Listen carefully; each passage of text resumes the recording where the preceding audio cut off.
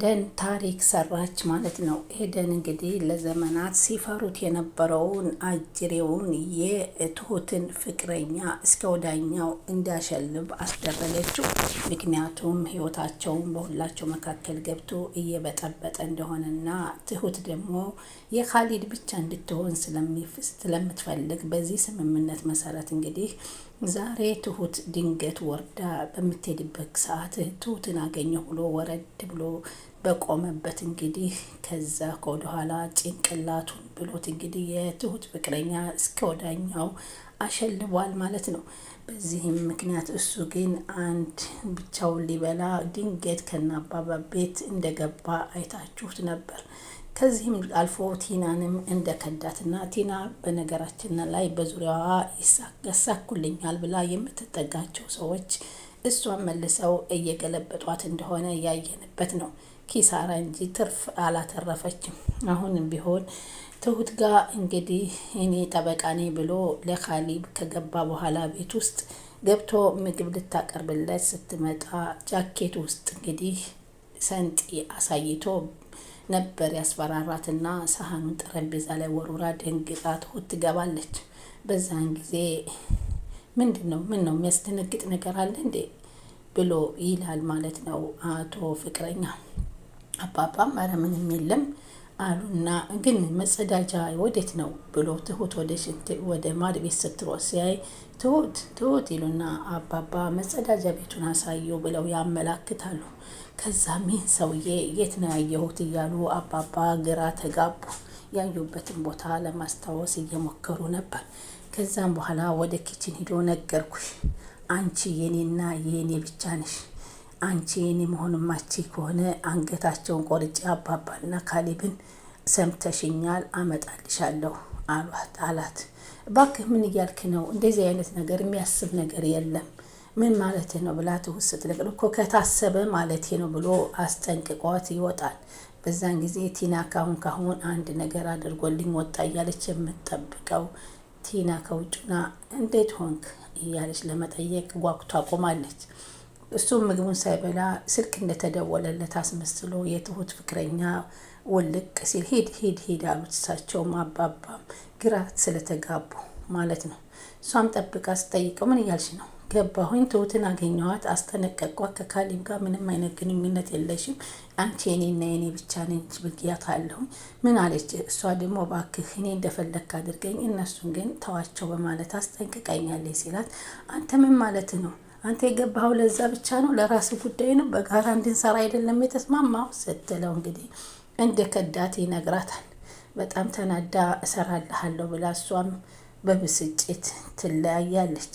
ከዛም ቲና ኤደን ጀግናይቱ ትሁት የነበረውን ጉዳይ ሁሉ ስታማክራት እያለቀሰች አይዞች፣ ከዚህ በኋላ የእኛም ሰርግ በሰላም ማለፍ ስለምንፈልግ እሱ እንደምናስወግደው እርግጠኛ ነኝ ስትላት ተደሰተች። እንዳለችውም አጋዥ ፈልጋ የፈለገውን ገንዘብ እንደምትሰጠውና እሱን እንዲያስወግድላት ነገረችው። እሱም እንግዲህ ተጠባቆ ትሁትን እየተከታተለ ባለበት ሰዓት እንግዲህ አሰናብቶታል ማለት ነው። ሰላም ውድ ቻናል የተከታታዮች ሰላማችሁ በያላችሁበት ይብዛልኝ። ለቻናሌ አዲስ የሆናችሁ ሰብስክራይብ፣ ላይክ፣ ሼር እያደረጋችሁ አበረታቱን። ትሁት ቀጣይ ፓርቲ ዘንላችሁ መተናል። እንግዲህ አባባ ዛሬ ሲጥ አድርገዋታል ማለት ነው አንገቷን ይዘው። ምክንያቱም በቤት ውስጥ እያደረገች ያለችው ቲና እየተረዷት ስለሄዱ አባባ በነገሩ ተደናግጠው ወደ ትሁት ሄደው ትሁቴ ምን እየተፈጠረ ነው? ራስሽን አሞሻል? መድኃኒት ልስጥሽ ሲሏት አይ ምንም አላስፈልገኝም አለቻቸው። ደህና ነኝ፣ ምንም አትጨናነቅ አባዬ አለችው። ግን አባዬ እና አንተ እና ካሊብ እኔን ለማዳን የምታደርጉት መንገድ አለ እንዴ አለችው። ምን አለት? የታሰበ ነገር ካለ ንገረኝ፣ እኔን ለማዳን ያቀዳችሁት እቅድ ካለ ትላቸዋል። ምን ነው ልጄ አሉት። ምንም አባዬ አለቻቸው።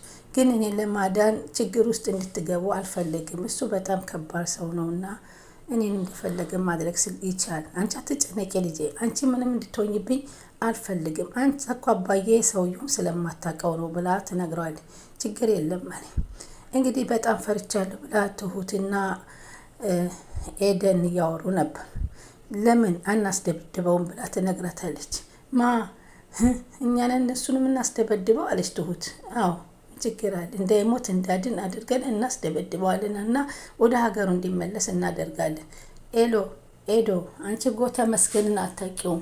ተመስገን ሰይጣን፣ እኛ ደግሞ ከሱ የበለጠ ሰይጣን እንልቅለታለን አለቻት። አዎ እርግጠኛ ነች ሊዱ አለቻት። አዎ እስከ መቼ ፈርተን እንዘርቃለን? እኔ እንሂድ አለቻትና እኔ መወስድሽ ቦታ አለኝ፣ እኔ ቶሎ ልብሴን ልቀይር ብላ ልብሷን ልትቀይር ትገባለች። ኤደን እንግዲህ ትሁትን አጃገነቻትና እንዳይሙት እንዳይድን አድርገው እንግዲህ ተመስገንን ሲጣርገውታል። እሷም ትዳሯ እንደምትወድ ሆና ለአባባ ትነግራለች። ወይዘሮ ቲና እባክሽ አንቺ ትዳር አትወጂም፣ እኔ ካሌብን አልፈታውም፣ እኔ አንቺ ፍቺ።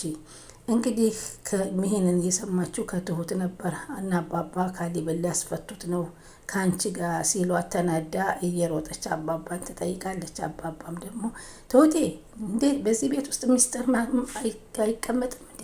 ለምንድን ነው የተናገርሽው አለቻት። እንዴ ምንድን ነው ግን አንቺ ትሁቴ የጀገንሽው? ካሌብ የት ሄዶ ነው? አላየሁትም ትላታለች። አልነገረሽም እንዴ? አንቺ እኮ የሰማሽ መስሎኝ ነው አለቻት። ምንድን ነው የሰማሁት አለች።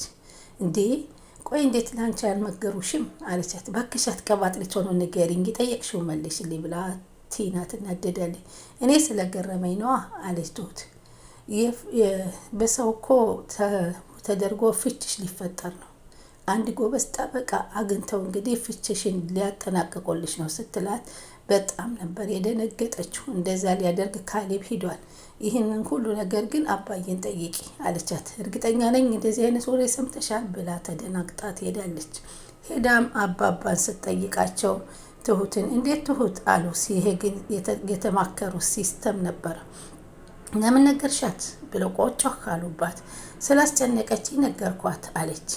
ይቅርታ አባዬ አለች። ሚስጥር መደበቅ አይችልም እዚህ ቤት። እውነት ነው አባዬ አለች። አዎ ቲና ነገ ፍች ትፈጽማላችሁ ሲሏት መቼም አይሆንም እንዳታስቡት ብላ ተሽቀንጥራ ወጥታ ትሄዳለች። አንቺ ጀግና አሉ አባባ አደነቋት። ግን ምን እየተደረገብኝ ነው ብላ ቲና ቆም ብላ አሰበች። የማሳካው ነገር አጣሁኝ፣ ሁሉንም በጅምር ተውኩት፣ በዙሪያ ያለ ሰው ሁሉ እየከዳኝ ነው፣ ምንድን ነው ማድረግ ያለብኝ ብላ በጣም ተቆጭታ ተናዳለች።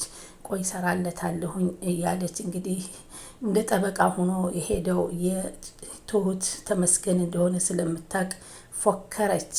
ከዛም በኋላ እንግዲህ ትሁት እንግዲህ አባባን አስፈቅዳ ለወደፊ ወደ አየር ለመቀበል ወጣት ልስ አባባ ብላ ተጠይቃቸዋል። እሳቸውም እሺ ብቻ መሽቷልና እንዳታመሽ ብለው ይሰዷታል። ከዛም በኋላ እንግዲህ ቲና ቁጭ ብላ ማሰብ ጀመረች። ቲና ተናዳለች። ማድረግ የሚገባትን ነገር ግራ ተጋብታለች። ትሁት ወጥታ በጨለማ ትደናበር ነበር። ያላሰበችው ከኋላዋ መጥቶ እፍን ሲያደርጋት ማን እንደሆነ ባለማየቷ ተደናግጣ ዘወር ስትል ትልቅ መምቻ ብረት የያዘ ሰው ጭንቅላቱን ብሎ ሲደፋላት ተገላገልን ብላ ተደሰተች። ታሪኩን ሰራችሁ። እህቴ እንዴት ነሽ? ደህና ነሽ? እንደምን ነሽ? እያለች እህቷን ስላለው ሁኔታ ልታማክር እያዋራች ባለችበት ሰዓት ነበር ከኋላዋ መጥቶ ያፈናት። አልተሳካለትም። ቲናም በዚህ ተናዳለች። አባባ ደግሞ ሲጥ አድርገው አንገቷን እንድታደርጊ እንዳሰብሽ ባላቅም አንቺ ከተንኮል አትርቂም ሲሉ አንገቷን ሲጥ አድርገው ይዘዋት አንፈራፈሯት። በዚህ መካከል እንግዲህ አሁን የሰርጋቸው ፕሮግራም ዳኒና ኤዱ ሊሳካ እንጂ ወደ ገጠር ብለው ያሰቡት ወደ ከተማ ሰርጋቸውን በሰላም ሊያደርጉ እቅዳቸው ተሳክቶላቸዋል። በዚህም መሰረት እንግዲህ አባባ እንደም ምንድን ነው እያደረግሽ ያለሽው ብለው ነበር። ስልኳ ላይ ያዩትን ነገር አንጭ ስልክሽን ብለው ሲጣርገው አንገቷን የያዟት። ምክንያቱም በስልኳ ብዙ ታሪክና ነገር እየሰራች እንደሆነ ተገንዝበውባታል። እንግዲህ እሱም እንግዲህ ያላሰበውን ቲናን እበቀላለሁ ሲል እሱን ከሱ የበለጠ በቀል እንግዲህ በኤደን በኩል ደርሶለት እንግዲህ ተመስገን እስከ ወዳኛው እንዳይሞት እንዳይድን ሆኖ ተሰናብቷል ማለት ነው። በአሁኑ ሰዓት እንግዲህ ካሌብ ሲመጣ ትሁትና ካሌብ ተጋብተው ኤደንና ኤደንና ዳንኤል ተጋብተው የደስታ ቤት ሆኖ ወደፊት ይታያል። ከዚህ በኋላ መቼም በዙሪያዋ ያሉ ሰዎች እየከዷት እያየች ሌላ ተንኮል የምትሰራ አይመስለንም። ከዚህ በኋላ ደግሞ በዙሪያዋ ያሉ ሰዎች እየከዷት እንደሆነ ግራ ተጋብታለች። እንግዲህ ከቲና ያየነው ከገንዘብም ከሀብትም ከትዳርም ሳትሆን እንግዲህ ህይወቷን እያወዛገበች እንዳለች ያየነው ትምህርት ትልቅ ትምህርት ይሰጠናል ብለን እናስባለን። እንግዲህ ትሁትም የወደደችውን እንጂ ያልወደደችውን በግዳጅ ማግባት እንደሌለባት እና አባባ ባደረጉትና እነ ቲና እነ ኤዱ በተባበሩበት ያሸነፈች ትመስለናለች። በጣም ደስ ይላል። ቀጣይ ምን ይመጣል የሚለውንም አብረን እንከታተላለን። ቻናሉን ሰብስክራይብ እያደረጋችሁ ይጠብቁን።